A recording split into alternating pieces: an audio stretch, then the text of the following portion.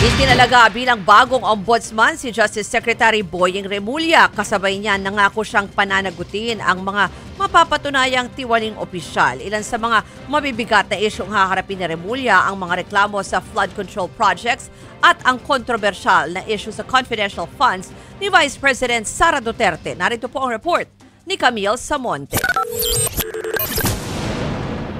Sa kabila ng mga agam-agam, si Justice Secretary Boying Remulla ang napili ni Pangulong Bongbong Marcos bilang bagong ombudsman. Hindi madali ang daan ni Remulla. Sinampahan pa siya ng reklamo ni Senator Amy Marcos kaugnay ng pagkakaaresto ni dating Pangulong Rodrigo Duterte na kalaunan ay ibinasura ng ombudsman. Ngayon, siya na ang tanod bayan. Pangako niya, transparency at accountability. I think it's a necessity that is there sapagkat yung tao naghahanap talaga ng transparency and accountability sa taong bayan.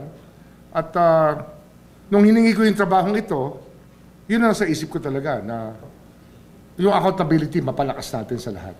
Bukod sa iba pang mga tungkulin na pwede nating gampanan.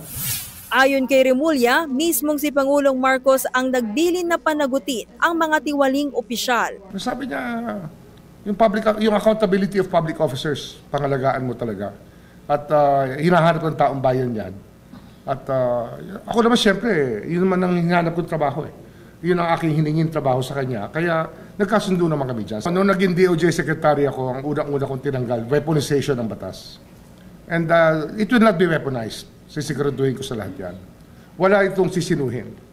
Ang trabaho ng ombudsman para sa buong Pilipinas, hindi sa isang kampo ng politika. Kaya wala tayong sisinuhin dito. Mabigat ang tungkulin ni Remulla. Hahawakan niya mga kaso laban sa mga opisyal ng gobyerno, wala administratibo hanggang kriminal.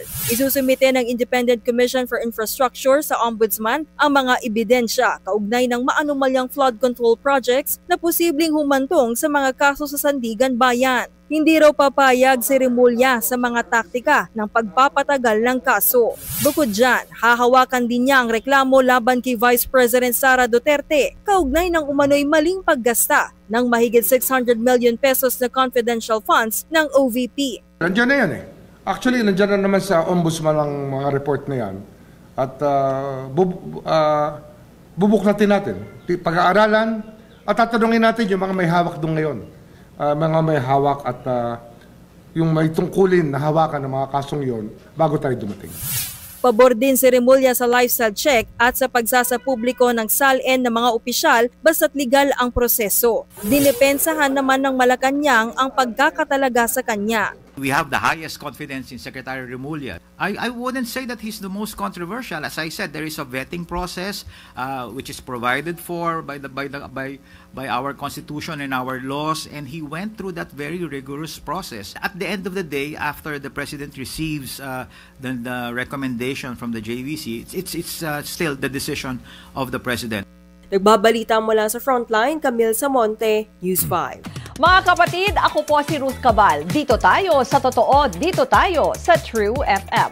Mag-follow at mag-subscribe din po kayo sa aming social media accounts at True Network PH. Diyan po yan sa aming X na dating Twitter, sa FB, sa Instagram, sa YouTube, sa TikTok at sa mga podcast. At syempre, tutok din po kayo sa Signal True TV Channel 19.